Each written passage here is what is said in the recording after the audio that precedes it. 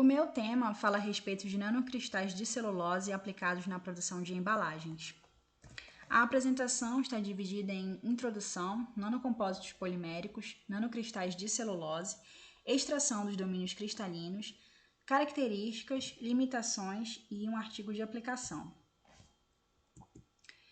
Então, a problemática que envolve o tema é a do acúmulo de resíduos que são gerados no meio ambiente por conta da utilização de embalagens plásticas de recursos não renováveis. Atualmente, grande parte do lixo doméstico é composto por essas embalagens e um enorme volume seu acaba sendo descartado em aterros sanitários, lixões ou depositados diretamente no meio ambiente, gerando uma série de impactos ambientais. Para ratificar o que eu disse anteriormente, eu trouxe uma notícia presente na página de responsabilidade socioambiental do governo federal.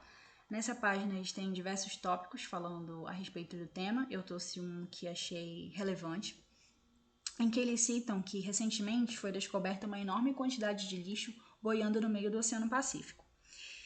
E esse grande depósito se formou com lixo jogado por barcos, plataformas petrolíferas ou vindos do continente através de correntes marítimas. Uma boa parte desses detritos é composta e formada por embalagens, o que demonstra que essa problemática afeta os mais diversos tipos de ecossistemas. Nesse sentido, a fabricação e a utilização de embalagens a partir de recursos renováveis se mostra uma ferramenta eficaz para a diminuição do problema. Nesse contexto, os polímeros biodegradáveis já vêm sendo amplamente utilizados no mundo todo, devido a essas questões citadas. E a degradação desses polímeros resulta da ação de micro-organismos, como bactérias, fungos e algas, podendo serem consumidos durante semanas, dependendo das condições favoráveis à sua biodegradação.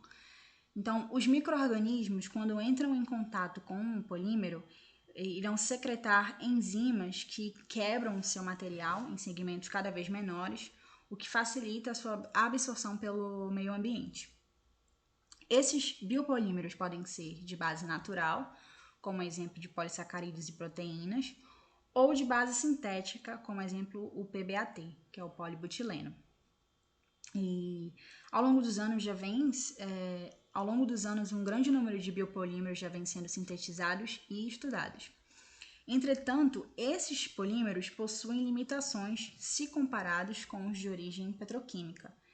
E as limitações que mais se destacam são a baixa barreira à umidade e a gases, baixa resistência mecânica e a baixa estabilidade térmica. Como forma de melhorar essas limitações, surgem os nanocompósitos poliméricos, que são compósitos onde se tem duas fases, a fase dispersante, que é um polímero, e a fase dispersa, um nanorefurso. Então, os nanocompósitos são formados de uma matriz polimérica e uma nanopartícula. A incorporação da nanopartícula na matriz polimérica aumenta a sua área superficial e interfacial. Os nanocompósitos são mais leves que os materiais tradicionais e apresentam melhoras nas propriedades térmicas, mecânicas, propriedades de barreira a gases, reológicas e de biodegradabilidade do polímero. Algumas nanopartículas já são amplamente empregadas na formação de nanocompósitos, como é exemplo dos nanotubos de carbono, nanofibras de carbono, óxidos de grafeno e os nanocristais de celulose. Então, os nanocristais de celulose são nanopartículas consideradas um reforço renovável para polímeros biodegradáveis devido às suas promissoras propriedades e ampla variedade de aplicações. Podem ser isolados de fontes vegetais, bacterianas e animais. Essa imagem mostra características de nanocristais isolados de fontes distintas, como o tunicado, o rami, o algodão, o açúcar de beterraba, a celulose microcristalina e a celulose bacteriana. E as suas propriedades, as propriedades mecânicas, ópticas e térmicas desses materiais, os tornam interessantes para serem utilizados como agentes de reforço em matrizes poliméricas. A extração dos domínios cristalinos. O método mais comum para a extração dos nanocristais é por hidrólise ácida, sendo o ácido sulfúrico o mais comum. Entretanto, existem estudos com ácido clorídrico, com ácido fosfórico e com algumas enzimas específicas, como exemplo das endoglucanases. Na hidrólise ácida, o ácido irá agir nas regiões amorfas da fibrila de celulose, como ilustrado na imagem, nessas regiões amorfas. Essas regiões, elas possuem uma desorganização nas suas moléculas, o que favorece a acessibilidade do ácido, que vai hidrolisar as suas cadeias, restando apenas os domínios cristalinos. Além disso, alguns fatores desempenham um papel significante nas características dos nanocristais de celulose, como a fonte da celulose, de onde os nanocristais são extraídos, a concentração do ácido utilizado na sua extração, o tempo e a temperatura de tratamento ácido, o tipo de ácido e a força centrífuga. Aqui são algumas características relevantes dos nanocristais de celulose. No caso, sua estrutura, que é cristalina, a sua resistência à flexão, que é cerca de 10 gigapascal, a sua resistência à tração, que é de até 7,5 gigapascal, o seu módulo de Young, que é uma propriedade mecânica que mede a rigidez do material sólido, que é de aproximadamente 150 gigapascal. Além disso, são considerados materiais leves, de densidade de 1,5 a 1,6 gramas centímetros cúbicos. Possuem dimensões de 5 a 25 nanômetros de diâmetro, de 100 a 500 nanômetros de comprimento, e se apresentam em formato de hastes ou de filamentos alongados e emaranhados, conforme a imagem. Entretanto, os nanocristais possuem limitações relacionadas à sua hidrofilicidade. Os nanocristais eles possuem cargas negativas em sua superfície. Essas cargas são devido à formação de grupamentos ésteres de sulfato durante o tratamento com ácido, o que acaba aumentando a sua solubilidade em soluções aquosas e restringindo a sua dispersibilidade, em solventes apolares. E isso dificulta a utilização dos nanocristais de celulose em matrizes poliméricas hidrofóbicas. Então, como forma de funcionalizar os nanocristais de celulose, surge o processo de mudança de superfície. No caso, serve para melhorar a sua interação com a matriz polimérica. A modificação ela pode ser de forma covalente, utilizando solventes, ou de forma não covalente, utilizando surfactantes. Aqui foi um artigo de aplicação em que houve a preparação e a caracterização de filmes à base de carboximetilcelulose, reforçados por nanocristais de celulose, derivados de resíduos da casca da ervilha, para a aplicação em embalagens de alimentos. Então, os nanocristais foram isolados de uma matriz vegetal, ou seja, os resíduos da casca da ervilha, que é um subproduto. Esses resíduos da casca de ervilha passaram por um pré-tratamento com hidróxido de sódio e cloreto de sódio. Após esse pré-tratamento, a fibra da casca da ervilha passou pelo processo de hidrólise ácida, com ácido sulfúrico, para a obtenção de uma suspensão de nanocristais de celulose. Para a formação dos filmes de carboximetilcelulose, a carboximetilcelulose foi adicionada de plastificante e de suspensão com nanocristais de celulose, formando uma solução filmogênica. Essa solução, então, foi moldada em formato de filme e passou por uma posterior secagem em estufa. 6 filmes foram analisados quanto ao seu conteúdo de nanocristais. O filme 0, que é o filme controle, onde havia só o polímero, o filme de 1%, 3%, 5%, 7% e 10% em conteúdo de massa de nanocristais de celulose. Resultados e discussões. A análise morfológica foi feita pelo microscópio eletrônico de varredura, na qual a superfície dos diferentes filmes foi analisada pelo microscópio e caracterizada para avaliar, no caso, a dispersão dos nanocristais com a matriz polimérica. Então, a imagem A equivale à superfície da carboximetilcelulose pura e demonstra uma superfície homogênea, sem rachaduras, orifícios ou bolhas.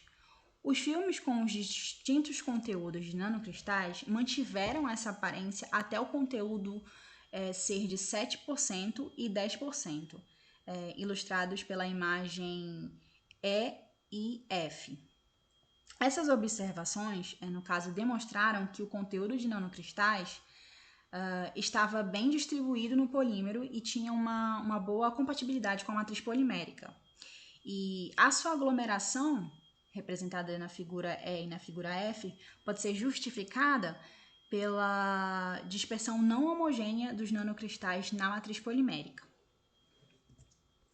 Com relação à análise de difração dos raios-x, ela foi realizada para reconhecer a estrutura cristalina dos diferentes filmes, né? Então, segundo a imagem, o filme de carboximetilcelulose mostrou um amplo pico de difração, revelando que o filme estava presente como uma fase amorfa. Após a incorporação de nanocristais, o pico de difração de cristal apareceu nos demais conteúdos e a intensidade desses picos aumentou conforme o aumento das concentrações de nanocristais, o que confirma que a introdução de nanocristais aumenta a cristalinidade dos filmes.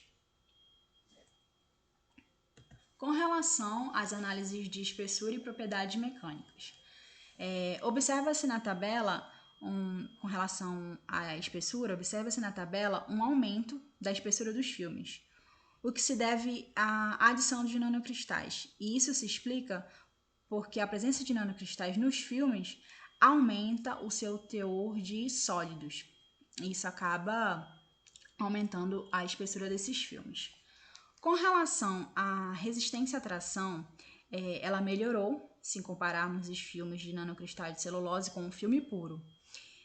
Houve uma diminuição quando o teor de nanocristais era de 7% e 10%, por conta da sua agregação na matriz polimérica. O módulo de elasticidade também aumentou, se compararmos os filmes de nanocristais com o filme de carboximetilcelulose. Já o elongamento na ruptura, ele diminuiu com relação ao aumento do conteúdo de nanocristais de celulose.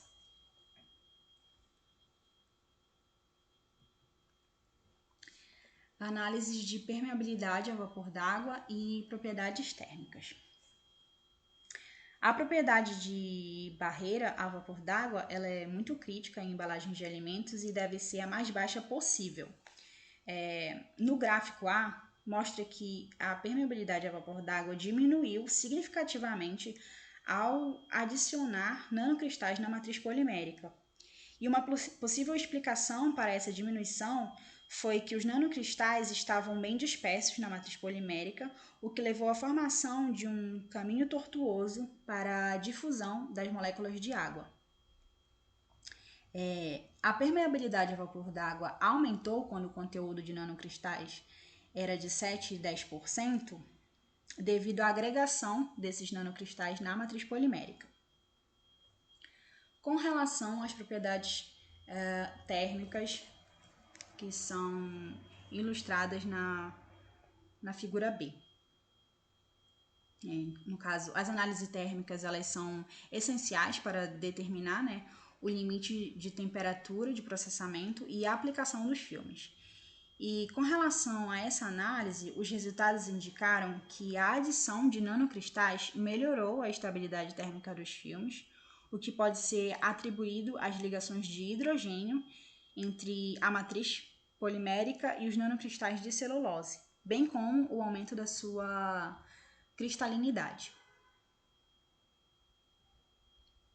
Como conclusão, os nanocristais em forma de agulha foram isolados com sucesso dos resíduos da casca de ervilha e utilizados como um agente de reforço para preparar filmes compostos à base de carboximetilcelulose.